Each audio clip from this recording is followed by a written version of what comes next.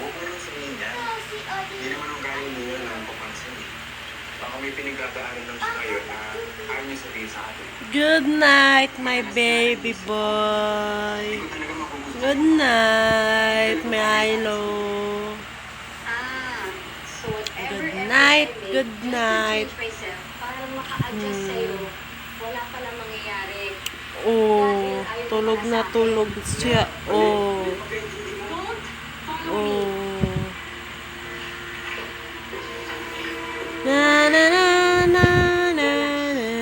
Kaya ano naman na ito? Na na ni na na na. Kung sabihin mo, hindi talaga kayo magkasasabi sa kanina, at na-realize mo kayo na hindi talaga siya ang gusto mo. Kasi gusto siya rin. Mahal ko si Nina. Mahal na mahal ko siya.